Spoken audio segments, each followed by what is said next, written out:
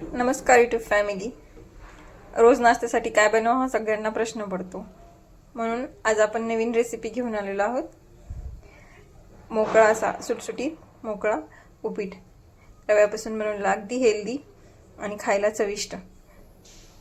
चला तर मग रेसिपी बघूया. नाश्त्यासाठी आपल्याला रोज नवीन काहीतरी खावं वाटतं, तर आपण रोज बनवणारं उपीट आज जरा वेगळ्या पद्धतीने बनवूया. यासाठी आपण 2 कांदे आणि टोमॅटो, मिरची आणि हिरवा वाटाणा, कढीपत्ता, कोथिंबीर सर्व बारीक चिरून घेतलेले आहे. आणि या वाटीने आपण 1 वाटी रवा भाजून घेणार आहोत. याच्यात थोडंसं तेल टाकून, 1 चमचा तेल टाकून कमी गॅसवर रवा भाजून घ्यायचा आहे. चांगला लालसर कलर येऊपर्यंत रवा भाजून घ्यायचा आहे.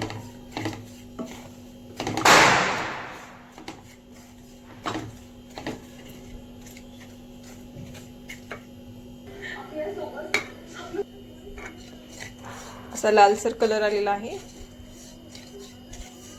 चांगला कलर आला की रवा काढून घ्यायचा आहे.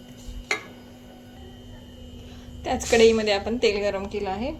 मोठ्या चमच्याने 2 चमचे तेल घेतलेलं आहे. त्याच्यामध्ये जिरे मोहरी टाकायचे आहे. जिरे तडतडले त्याच्यामध्ये कढीपत्ता, हिरवी मिरची,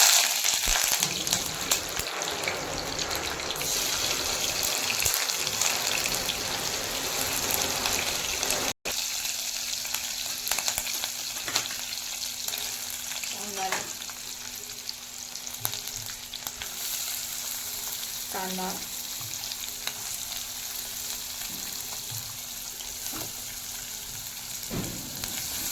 हे सर्व चांगला कलर येऊपर्यंत भाजून घ्यायचं आहे.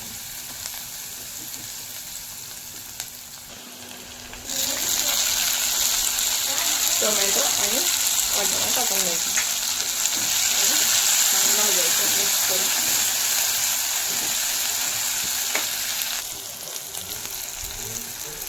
एक चमचा हळद टाकून घ्यायची आहे. आणि याच्यामध्येच आपण भाजलेला रवा मिक्स करून घ्यायचा आहे. आणि साईडला आपण पाणी गरम करून घ्यायचं आहे याच्यामध्ये आपल्याला टाकण्यासाठी.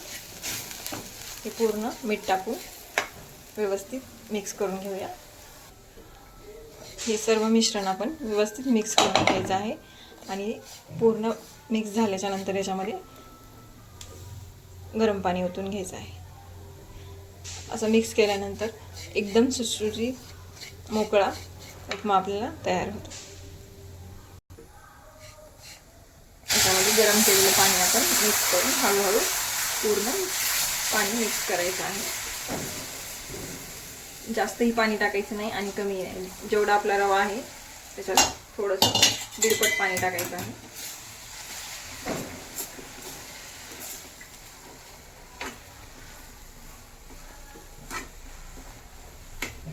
अशा प्रकारे सर्व मिक्स करून एक वाफ घ्यायची आहे. झाकण ठेवून आपण वाफ घेऊया 2 मिनिटासाठी.